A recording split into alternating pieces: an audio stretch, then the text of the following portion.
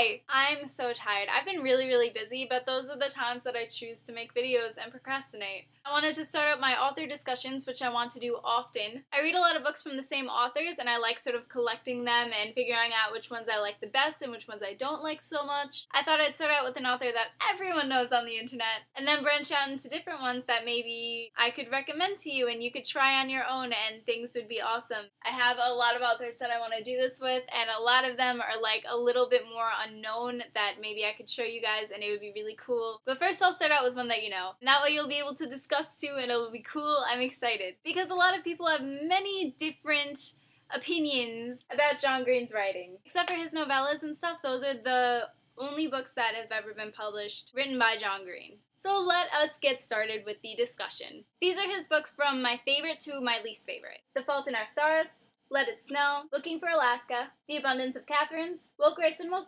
and Paper Towns. Now I'll start with my least favorite and talk about why I hated it so much, and then talk about up until The Fault in Our Stars and talk about why I loved it so much. I don't know why people praise over this, honestly. I didn't like the ending. I hated the ending, and the rest of it was just sort of average for me, and I just didn't love it. I don't know why. I don't know. Will Grayson was also sort of bland for me. It was a cute story. It was entertaining. None of these are less than a 3. They're all great, entertaining stories that I did enjoy reading. However, these two are like solid 3s, maybe 2.5s. This was just average and entertaining read.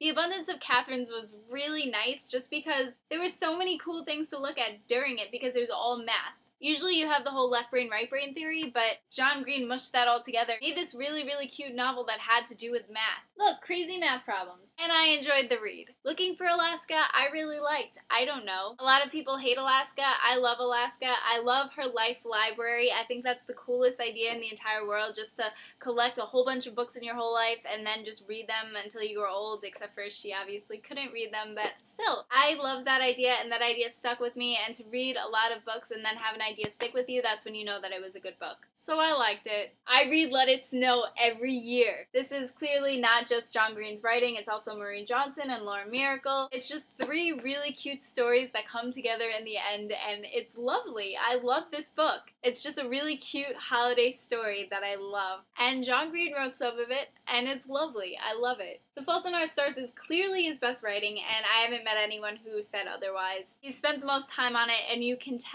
so tell in his writing that he spent the most time in this. Usually his books just have one solid theme that you find out in the end, and the rest is just like a cute little story. This had so many different themes in it, and so many different ways to look at it, and I absolutely love it. People said that it was just popular because of the praise for it, because of John Green wrote it. Totally not the case. It's such a beautiful book. I was able to underline things and fold down a lot of papers, which I usually don't get to do in John Green's books, which I love doing. Wonderful book. If you want to read anything of John Green's, please pick up The Fault in Our Stars. It is his newest one. It's not that hard to find. Very sad. You might cry. I like crying when I read. Something that makes me emotional, great read. Since I'm not giving you guys like a solid summary of any of John Green's books, I'm going to put links to the GoodReads pages of all of his books right down below, so if you want to know more about them, you can know more about them. Now I'll leave the rest up for discussion, so if you have ever read any John Green book, you can write down below your favorite to least favorite, or you could talk about one of the books and why you liked it, or discuss why you liked one of the books that I hated. Since John Green's a very popular author on the internet, I thought I would try him out first and see how these all go. It seemed like a fun thing to do, and I like talking about books a lot with you guys, obviously, so I want to hear your opinions about it. Another thing that I want to hear about is if you guys have any really scary books that you think that I should read during October. I've been trying to find some, and I've been having a hard time. I'm definitely buying Neil Gaiman books because I haven't read any of his books before, so I'm definitely buying some of those, but if there's any other books that you think that I should be reading that are really scary, I have yet to find a book that has made my skin crawl. I like gory stuff. I like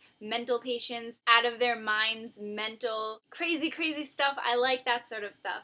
I don't really like murder mysteries because I don't like the whole detective thing. I don't know why, it's just boring for me to read. But anything else, please tell me about it. Other than that, I'm still reading The Casual Vacancy. I'm not very far into it yet. That's That's how far I'm into it. Not even, I think I just got to 100 pages actually. For Banned Books Week, I'm so far behind on the Banned Books Week, but I just want to show you what I bought quick. Anne Frank, I've never read and I'm going to read it. It was banned in Lebanon for portraying Jews favorably. Catcher in the Rye, where I was supposed to read it in 11th grade and I never read it in 11th grade, so I'm gonna read it now. It's been on my bookshelf for a while, but this is one of the most famous banned books. It was one of the first books to be banned. The Giver, I feel like everyone's read except for me. It was banned for children because I don't think it's a children's read or something that the internet said. The Perks of Being a Wallflower was banned because of, you know, sex and drugs and all that stuff. It was only challenged this year. It wasn't banned. It was banned in 2010 in Indiana, I think. It gives me an excuse to read it before I see the movie, so that's cool. This will be a reread. I read it in 9th grade, but I completely forgot what it's about. I just looked at the 10 most challenged books for this year, and what? Gossip Girl is number 9. How did this happen? Very disappointed, very sad, very angry. Gossip Girl is my favorite chick lit. It is my favorite TV series because it was my favorite chick lit. The world. What is happening to the world? These definitely aren't gonna get done by October 6th. Definitely not. But I figured that within the month, it'll be nice to read them. I definitely want to read scary books too, so if you guys have any ideas for scary books, please, please, please tell me them. Discuss John Green, and I will see you guys soon. Bye!